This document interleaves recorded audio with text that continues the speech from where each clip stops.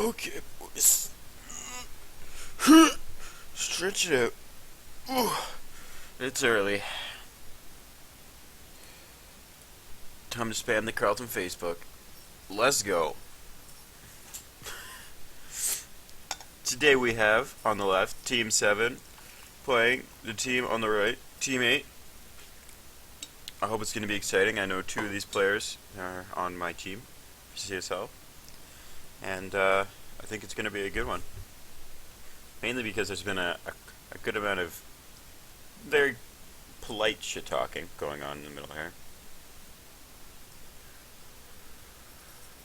I've consulted the medium and her crystal ball for the opposing team's strategies in place. Dashermack with the very sophisticated response. Same. Fortunately, you've even watched so many Dominion games. Better ban my Callista then. Alright, so I don't know who's playing which role. I don't know how good these players are. This is just like the first game. We're going in blind. We got nothing to talk about. I'm just gonna throw out what I think is good in the meta. And like how the teams are going to play around each other and stuff.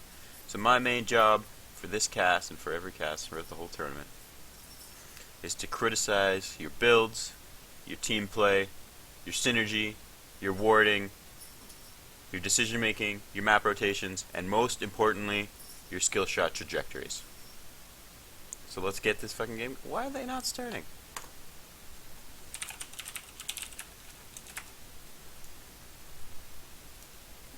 And from all that stuff, I hope that you learn to be a better League of Legends player, and you have some fun, and you meet some people. That's the whole point of this in-house, is to bring League of Legends nerds together. And even if you're not a nerd in real life, you can still be a League of Legends nerd. And then you can have some friends throughout your... I know there's a lot of first or second years playing in this.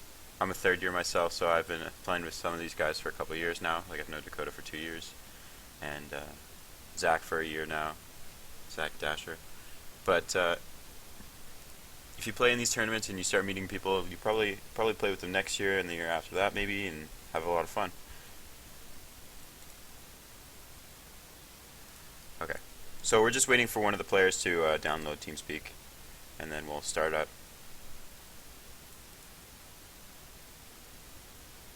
Dasher saying this is BS. He's probably got shit to do, just like everyone in university.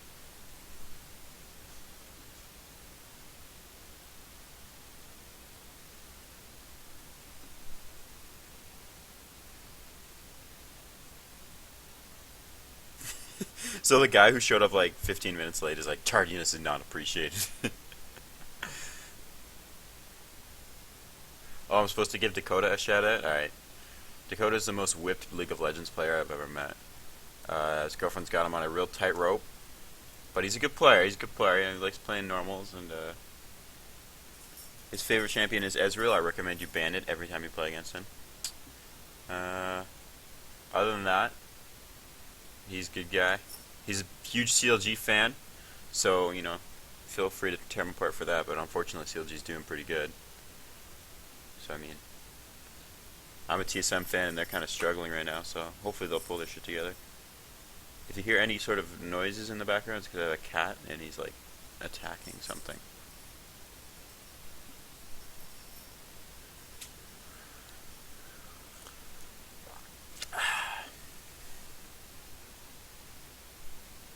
And now we wait.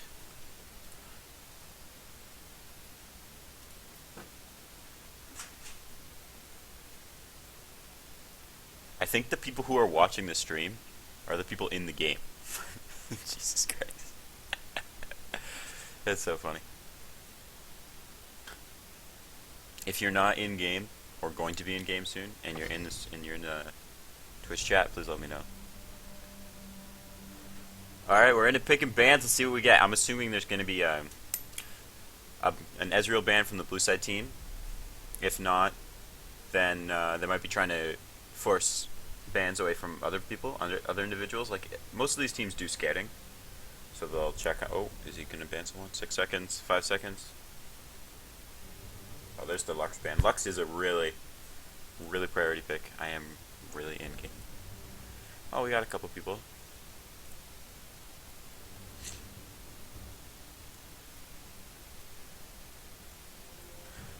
Poppy's another good band. Graves as well. I think these are just normal bands that you would see in solo queue when you're playing someone who you've never played against. You don't know anything about them. Shen might be a target band. The new Shen rework is pretty interesting. I'm gonna have to pull up some of his stuff because I don't know too much about it. But I'll give you a general overview of his kit once I've figured it out myself.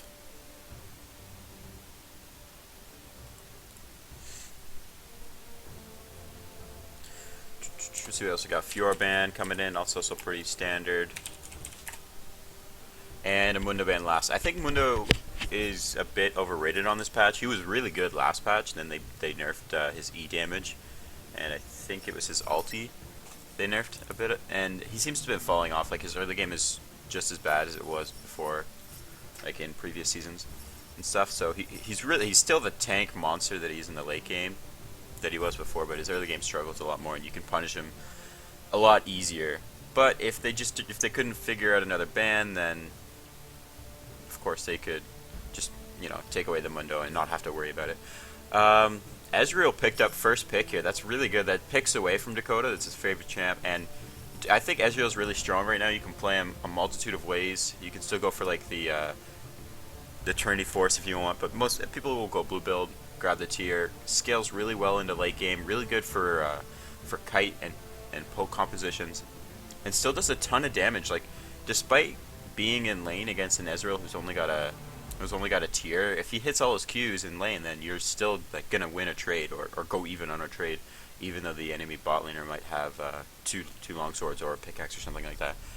So I think Ezreal is like in a really not overpowered, but I mean really good spot competitively. So we'll see how well they can play this champion. And on the other side we have Nautilus Morgana. So it looks like there's going to be either a Nautilus jungle or a top lane Nautilus, but I'm assuming it's going in the jungle. And Morgana most likely picked up for support.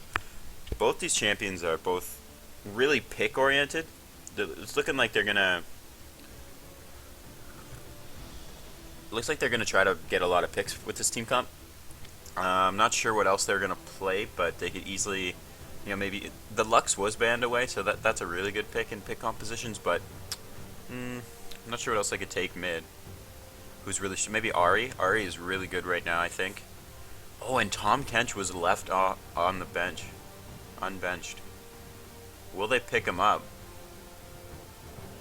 They're gonna go with Diamumu. Alright, so I still think Tahm Kench is really broken champion right now. They may pick him up later in the rotation. They don't have to grab him now because they already see the support and the jungler, but they may think that's a top lane Nautilus, so they're like, oh, we don't have to pick Tahm Kench this rotation due to the fact that the other team already picked the two positions that he could go into. Now you could play Tahm Kench jungle, and you could play him top, but I mean, realistically, I think his best role is support, due to the fact that you can just you don't have to use the W, the Devour.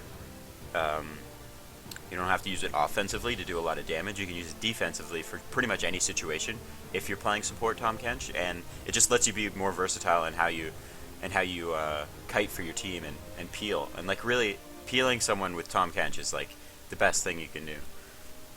Just nom him and run away. So I think that's like his best role. The top lane Tahm Kench is also really strong just because the champion itself is broken, and like you all know, you've played against it. I don't want to get into it. So let's look at the other picks here. We got Amumu coming in the jungle. I think it's very interesting. This blue side team's really going for a team fight composition. They really want to get into your face and start a fight, and the brand really complements that as well. They're going to be going all out for that stuff. Gnar is picked up on the other side, like from going from pick comp with Nautilus and Morgana. They swiveled, I think, when they saw the Amumu pick, and they're like, all right, we want to counter that. We want to brawl as well. Let's go. Let's put the gloves on. So they picked up the Gnar and the Jigs, both really good team fighting picks if they're played well. This is the toughest part about Gnar. I think he's still a pretty decent champion, good laning phase, good harass possible and stuff, but like timing the Gnar ultimate is extremely crucial, especially in these team situations where you can kite and move as a group. as a unit compared to in solo queue where maybe somebody, one or two people step forward randomly and you can just get the Gnar off on those two people and kind of win the fight that way. Very easy to do, but in this kind of team scenario, it's a lot harder than you think.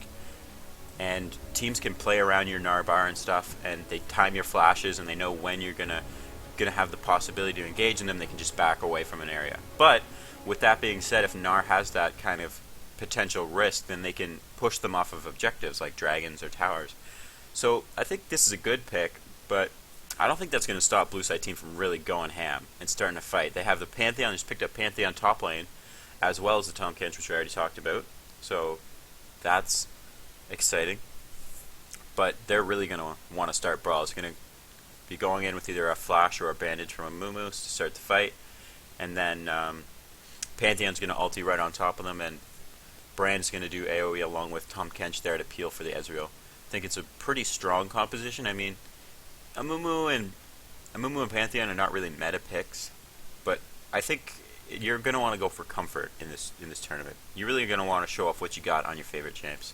And making that work in a composition is also really important. So I think Blue Side Team did a good job of that, taking their comfort picks and converting them into a solid team comp. Now, Purple Side Team or Red Team, I fucking hate that they call them purple and red.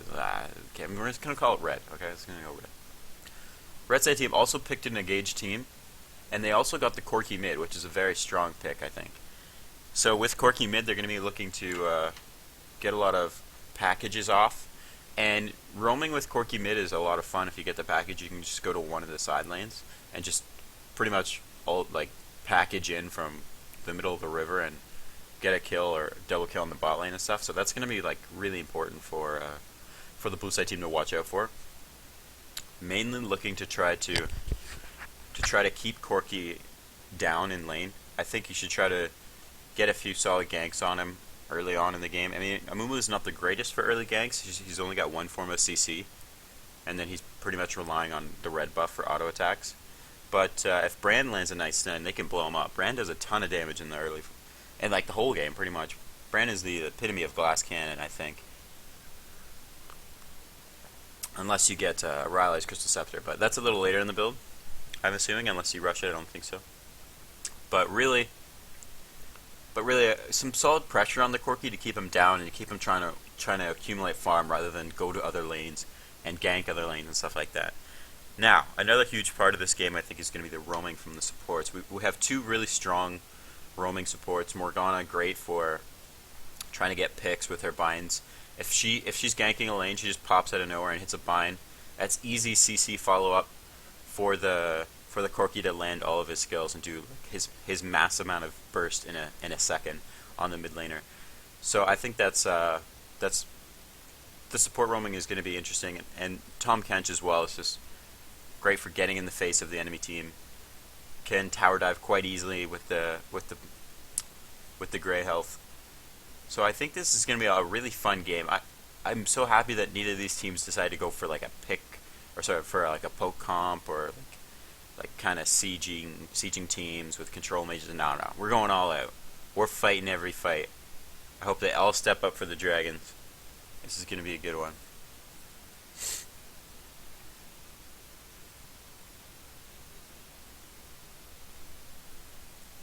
Tahm Kench.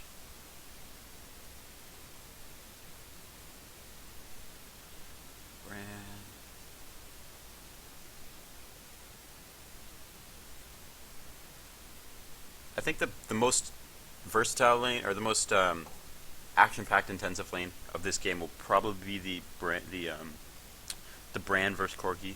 Both running Ignite, no double TP on these teams, so they're going to be trying to play aggressive. If you get an advantage in the mid lane in these games, you can convert it to pressure all over the map. The first team to take the mid lane outer turret usually has a better view of the rest of the map because they can push in easier into the enemy jungle and get wards. So I think positioning around the mid lane this game is going to be very important. Trying to get early ganks or early pressure or early roams from the support to try to shut down either mid laners is going to be a big part of this game. I mean, I could be completely wrong and they could just focus all of their attention bot and try to just kill everyone down there. But I think the team that gets their mid laner ahead is the team that wins this game. We'll have to see, though. It could turn into a scaling match, and Ezreal could just become a monster with his blue build, but we'll see. So let's go over some keystones. Season 6, boys. Get to talk about keystones. I'm excited. So before this patch, there was a lot of junglers who were taking either Fervor or Thunderlords, just, you know, League of Thunderlords, right? But then they patched the keystones and they buffed everything except Thunderlords, I think. And they brought Grasp of the Undying. Bleh, that's what we see on Nautilus here. Grasp of the Undying back.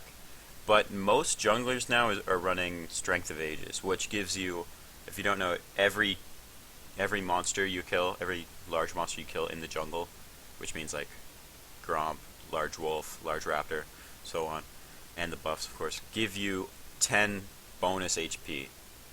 If you kill a cannon minion, you get 20 bonus HP permanently, and this stacks all the way up to 300. Once you get to 300, if you kill a cannon or a large monster, it gives you 6% of your HP back, of your missing HP back. So, I mean, it's actually quite strong in the mid to early game because you just generally have more HP for trades. And in the late game, it's not as good because you don't really need sustain from the jungle. Like, you don't really need that health back. Like, unless you're, like, in a fight and then you go to Raptors and then you have to go to another fight. Like, that situation doesn't happen often. So, I think it's okay, but it's better in the mid to early game because you just have more HP over your opponents, and that helps you win trades and all sorts of stuff. So we're gone to the rift here. Let's see. Oh, looks like both teams are just gonna clash right in the middle. Let's take a look at this one. They spot each other and they're just gonna back out. Actually, they don't get the ward. So close. Looks like red side team is gonna push in here. They see sandbags. They're gonna all back off here. Blue side team. Oh, nice W from Brand there. We'll get all of them. That's huge damage on them. I can't see what they're running now. This is so frustrating. After the loading screen, I can't see the keystones. But I'm quite certain that Brand is running not Thunderlords, but the magic one that does burn damage over time. That's really good on Brand, mainly because I think it ticks off. Oh, Pantheon's going a little aggressive. Flash with the last auto and gets the mid laner's flash. Let's go back a second and take a look at that one. Looks like Pantheon just coming in from the side here. They're like, oh, he's still in that brush. He's recalling. He's recalling. Oh, he goes for the E and the Thunderlords with the passive crit from the E as well. This guy knows what he's doing. All right, let's jump back to live real quick. And it's just like they're going to be starting Gromp here. And just normal starts for the junglers. Let's see how the jungles path this game. I am a jungler myself, and I like to do a full clear and then recall most times. I mean, I'm not playing this tournament, so it doesn't matter. But I think that doing a full clear, which means getting every single camp, and then recalling, because you're probably low at that point, it gets you ahead in items. It lets you pick up your jungle item right away, and a ward, and a pink ward. So it lets you start accumulating like experience and gold from that jungle item a lot quicker.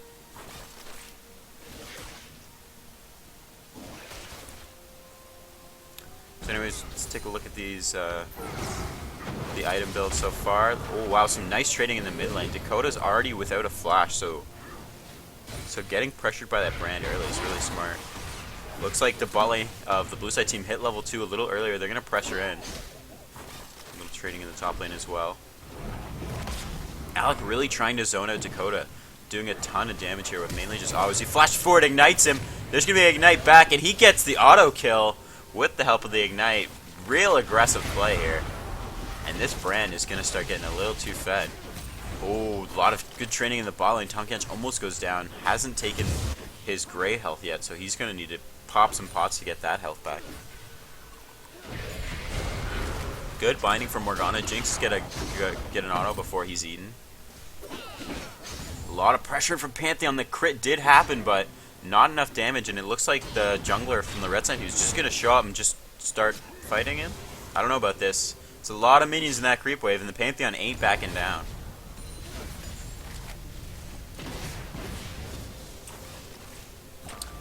more trading in the bot lane. It looks like a 1.4k gold lead has already been acquired by the blue side team just from those 2 kills and CS. So I mean, this is not an insurmountable lead, but not an early game lead you want to try to climb up against as the red side team.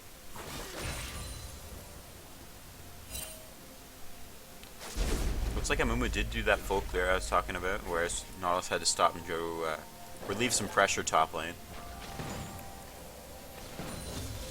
We see Brand here is building for the Frostfang. This is a really good item. Gives you mana regen and gold if you miss for just like doing damage to the enemy channel. Of course, you have to not get CS for a period of time before you can activate that passive, but it's mainly for the mana regen, the CDR later. Oh, the Q just misses. Looks like we're gonna get a gank here though. He's a bit far up with no flash ignite, remember, so no kill pressure, and he's just gonna go down to that. Nice hook from the Nautilus, good response. And that's what we need is some pressure. Oh, the E4 from Ezreal does take a turret shot, but Jinx gets away with 30 HP. So close. Action all over the map here, guys.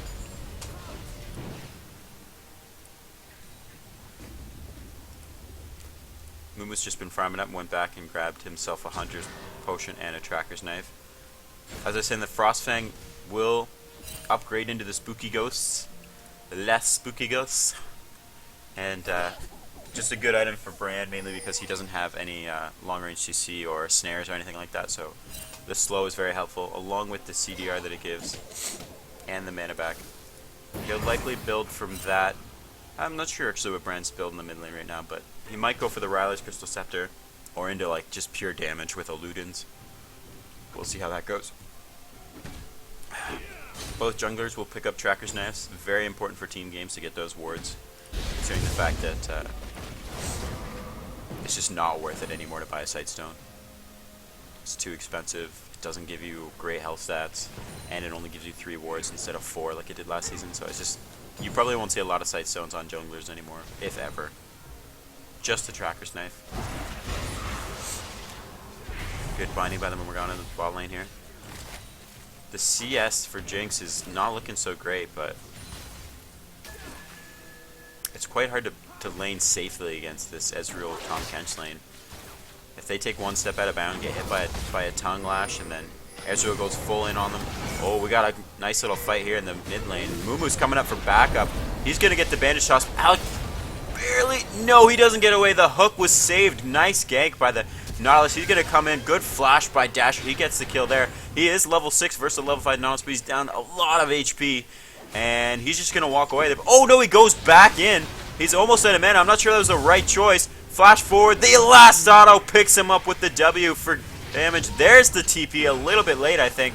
But the Pantheon will get right in there and get the kill. And I don't think he needed that to use that flash. But hey, better safe than sorry. And they go 2 for 2 with a teleport burn and flashes on both sides from the junglers.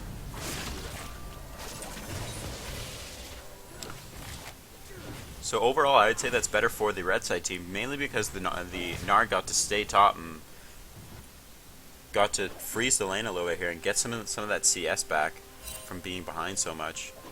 So overall, this game is going to be really close. It's about a 1.4 gold lead still, but again, that doesn't mean much. But unfortunately, there's a lot of pressure bot lane, and Pantheon doesn't even go back to lane. He's coming all the way down here, and that damage is huge. Good flash by Jinx. Morgana exhaust used, and they get out of this one alive. Wow, I think Gnar should really start pushing the top lane turret here.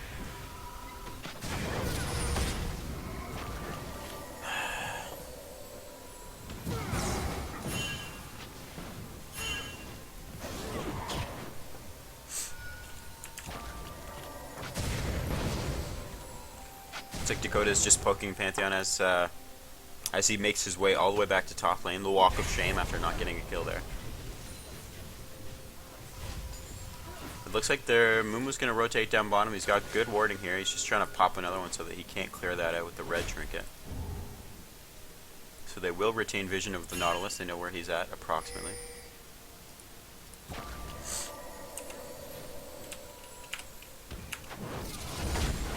Still a lot of pressure in the mid lane, but the Brand who's been doing a lot of the pressuring for kills hasn't got a lot of CS. Dakota is up about 20 CS on him there. That's a substantial gold lead. And as much as you want to get kills in this game, you still got to make sure you're getting your CS. Very important to... Oh!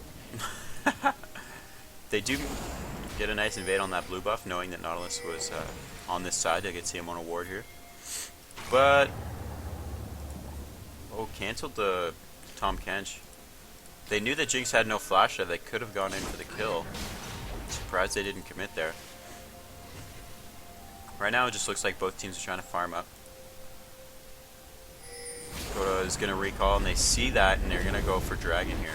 Unfortunately, they are on a ward, but I'm not sure there's much they can do.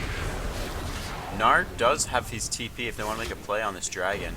It's going down very slowly. Nautilus is on the top side of the map. He's making no mo... Oh, maybe he's coming now. Half the HP. Does the first team... They do see it going down. Actually, they don't see Amumu on the map. Now they see him. And they do nothing about it. Alright! Dakota has the package here. He will get spotted up by this pink ward. Just goes right back to lane. Could be a good opportunity for Red Side Team to get back into the game with a good package. Right now, I would head top with that package, mainly because there's less wards, and Pantheon is... Whoa! Laying a smackdown on this Gnar. Pantheon will ulti. He's going right in on him. Flash away from Gnar. Unfortunately, the minions are still under tower, so he won't get damage from the tower. Misses the Q. Here's the chase. This one is not going to end well for the Gnar, and he hops right into his death. Here comes Nautilus to take some more damage from Pantheon. The Jinx ult is a little late and hits no one. I don't think it would have killed anyone either.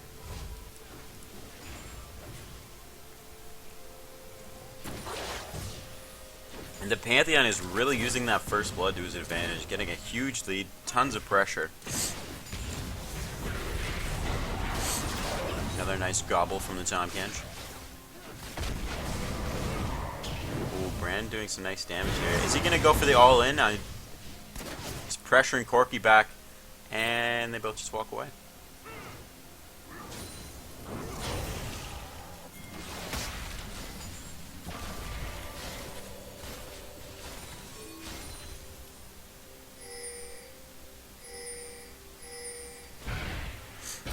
Another blinding hits and another gobble, gobble, gobble. They really should have banned that champion. It looks like they're invading into the red side's top jungle here, and that nice Nautilus ulti will stop the stun from Pantheon, but he's still going to go down to an Amumu ult. And they burn quite a bit for that and lose some lane pressure, but I think it's going to be worth it. Definitely clearing the map of some pressure right now, and they're going to go pick up the Rift Herald. Meanwhile, in the bot lane, Tahm Kench goes off, gets one kill, but it looks like Ezreal goes down in the meantime. TP coming down bot lane. What's going to happen here? He's a bit at a range. The flash, the QE. So much damage. This guy's on a rampage. Hello. Let's jump back and see how that trade went.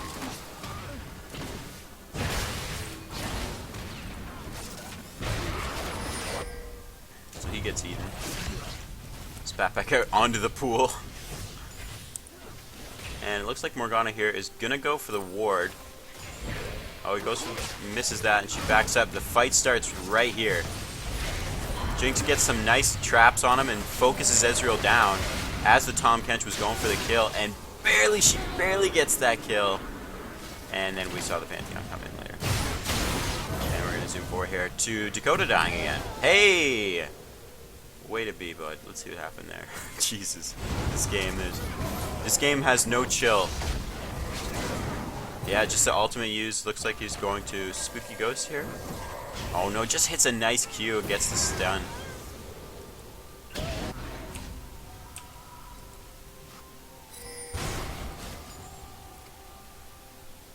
Okay. Looks like the game has somewhat neutralized. But the blue side team has picked up a nice little gold lead here still. Increasing that lead to about 3k here as both teams trying to posture around the map. Red side's getting some nice vision in the river, stopping any potential roams from the Amumu and Brand. And right now Brand is up quite a bit on gold, I believe. Let's take a look at that gold. Actually, he's not up at all, really. Mainly because of CS from Corki. If you're playing this high kill potential mid lane, you make sure you get your CS. Don't focus too much on killing the enemy champion, because he's gonna have the same gold as you for all the work you put in getting those kills, man.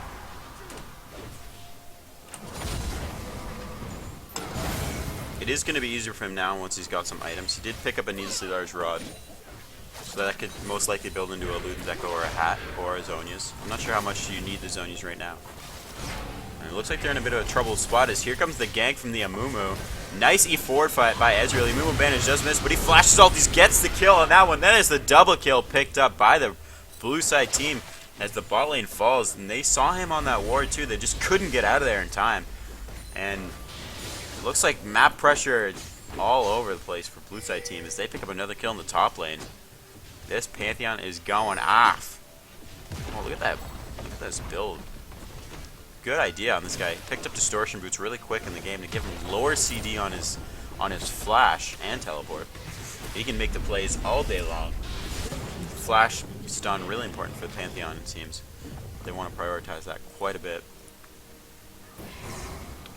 And right now, Nautilus is holding the brunt of the kills for the red side team. If they want to get back into this guy needs to be making plays, and he's the one almost dying in his own jungle. So they're going to lose some of that. And they did not spot the thick ward even though he walked into that bush.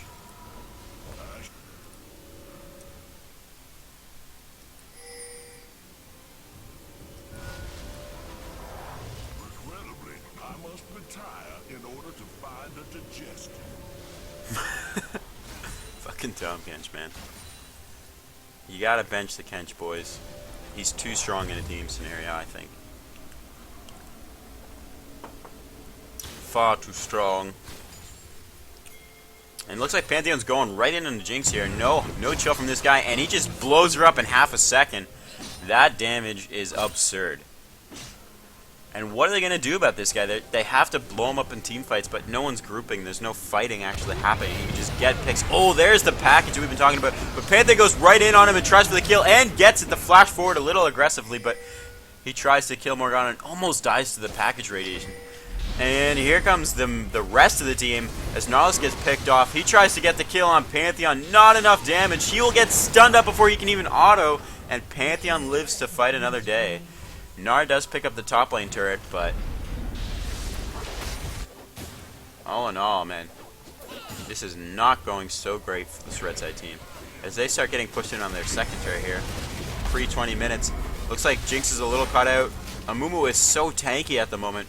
And blue side team's going to take a couple shots from the turret. Nice little rocket from Jinx there, but I don't think they're going to be able to stop this. They're going right in on them. He just walks up in ultis, and they're way out of position, and there goes another double kill. But here's Corki as he can turn this one around. He gets chunked really low from a nice Brand W, and the whole team is dead in half a second. Blue team picks up another victory here. Can they get out of this one alive? Oh, the flash away from the hook. Well timed. Almost had him, though.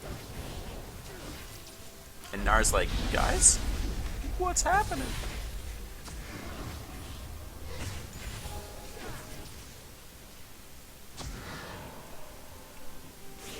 Looks like they're just going to push into this bot side, get some warding in. They couldn't pick up the turret on that push, but they did get quite a lot of kills, increase their gold lead quite a bit. And this is looking really dire for the red side team, as there's some definite synergy issues. But hey, it's their first game. A lot of stuff to be learned here still. People still trying to figure out their roles. People still getting to know each other a little bit. The shot caller still being introduced. Wow. Report Ezreal, please. That's a bit rude. Bluebird Ezreal is still ramping up right now. Once he gets his mirror mana, then he'll definitely be doing a lot of damage. But right now he's just used for kiting and poking. Clearing waves.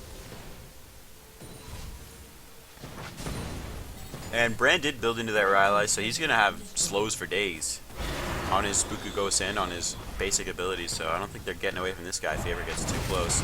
Good binding though, nice poke from them. And Brand's just going to run in the middle. Here comes Pantheon. He's going to... Corki's going to get right out of there. Oh my god, the Brand damage. That was absurd, and the slow helps. Panther gets it right in there for the double kill. My god, that was unfortunate. Rylai's really showing its worth there. As they continue the dive, Pantheon goes in, gets hooked by Nautilus. One auto is not going to save you, even with the Grasp of the Undying. And he's nommed up by the Tahm Kench, and they pick up 4 kills off that little push in the mid lane.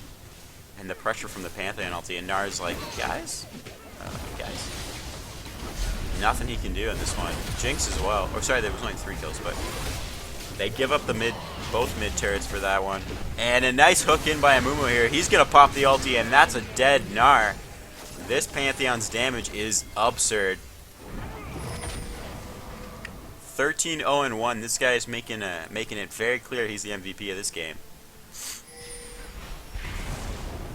Unless there's a big turnaround from the red side team here, and it's looking pretty dire, to be honest.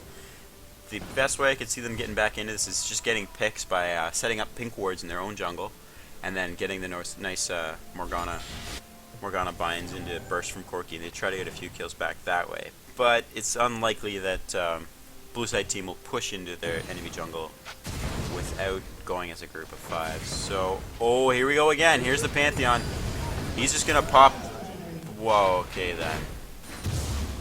Okay. That wasn't fair. Friends, this Pantheon's being a bit rude. He's really laying a smackdown on these guys.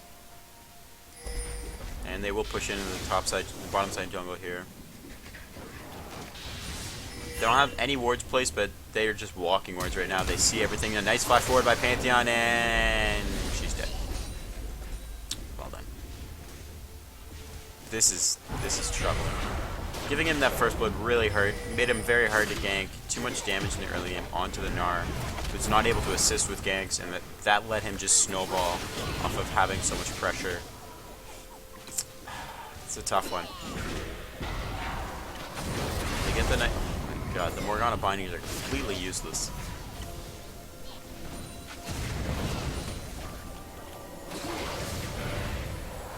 They're going to stay here even though they're down Jinx. They're going to try to fight this. They do go in on the Ezreal. He gets a nice arcane shift away. There's the Amumu ult for the counter engage. And Gnar gets a huge ulti off.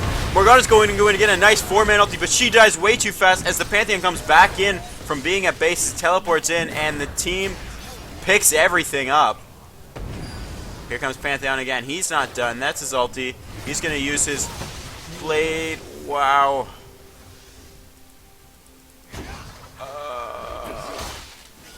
Ouch. That was looking almost really good for the red side team. Pantheon still had his TP and he came right back into that fight. And they're going to pick up an ace and a turret. Most likely 2. Oh boy. Here comes the red side team. They're back up. Binding does miss. Naught's going to just try to clear the wave here. As a big wave accumulates top, Gnar's going to go pick that one up. Man, that Gnar ulti was so good. Here comes Dakota. He's going to try to fight this one. But Pantheon is too strong. Standing on top of the nice slow from the package. And Morgana is able to pick up the kill there. And they get a shutdown. That might relieve some pressure for a few seconds as Pantheon is still in the death chamber. But 1 kill, 1 death for 19 kills, I'd say worth. Oh, here comes the Tahm Kench. They're going to go hard on this guy. And he's just going to be there for the peel.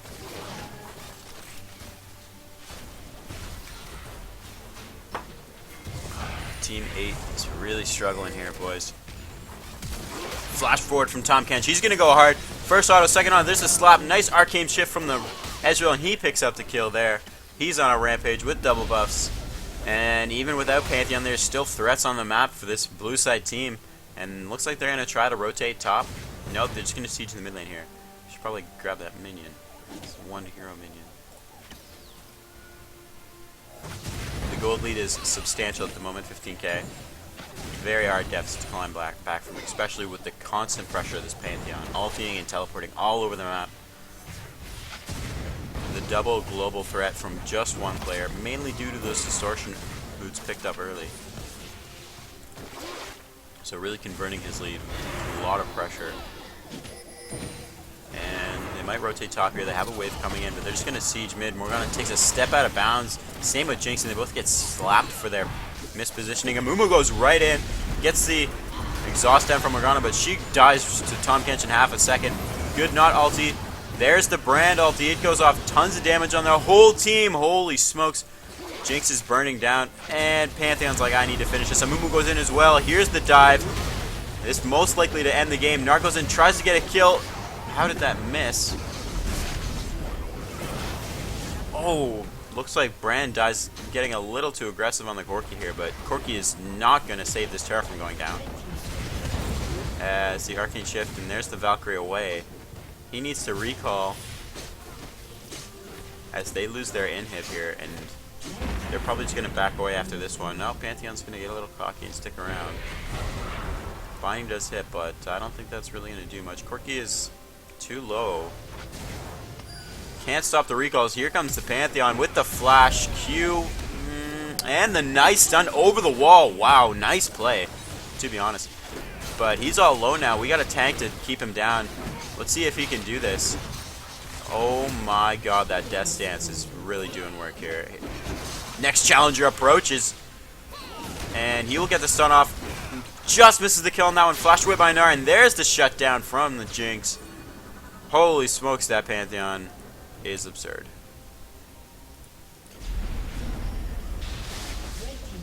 Oh my god, this guy, the Pantheon might be a target ban.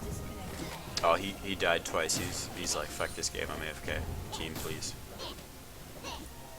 Baby rage. No, I'm joking. He's probably just having connection issues. Or that's a spectator bug. Let's see if he starts walking around once he's back from being dead. But aside from that, they will pick up the second dragon of the game here. Sorry, third for them. And most likely push into this open bot lane inhibitor to try to end the game. Or pick up Baron. Either way. They have so much pressure on the map. Nothing the Red Six team can do at this moment. They're just down way too much. Maybe a perfect Baron steal into a fight where it's a 5v4 or something. Oh, look at this. Pantheon's going to go for the back door. And by back door, I mean just teleport play and kill the crap out of that Corki. Did not see that shit coming. Oh, boy. Brand picks up the boot. And here's the Pantheon ult. He goes right in. Holy smokes! Jinx didn't even get out of the range of the ulti before she went down. That's a double kill over to him. That's the triple kill. Is it going to be the penta? No.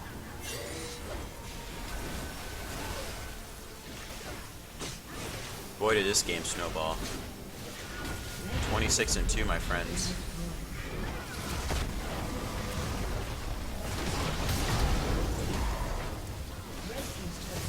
And it looks like they're just going to push into the end of this game here onto the Nexus turrets. Dakota goes in and promptly dies to the Ezreal. Does get the Tahm Kench for his troubles, but really this one is pretty much over, folks, and they decide to seal this one off. But they need to kill Gnar real quick. And maybe Morgana and Jinx. So close. Nexus does finally fall. Team 7 picks up their first victory. A demanding one at that. Or not demanding. Dominating. It's early. Let's take a look at that damage, folks. Boom. Well, I was gonna like highlight super awesome team fights in this game and like give timestamps to the players of when they did sick shit, but the page is blank, my friends. The early snowball is too great. Too great. And I don't know what else to say. I don't know what else to say. I'm just gonna go ahead and end this cast here. Team 8 has some stuff to work on. Team 7, just pray that your Pantheon doesn't get banned, I guess. That shit was good. And that's me signing off. Good first game. I mean, the tournament last year started like this as well. There was a lot of games that were very one-sided. There was a lot of players who had their one-trick ponies revealed, and then those bans those bans came through later on in the tournament, and the games became a little more even, and players started working better together, and the games became a little more intense. So don't worry if your teammate right now. Don't worry about it too much. You will learn. You will get better. You will ban the right champions against the one-trick ponies.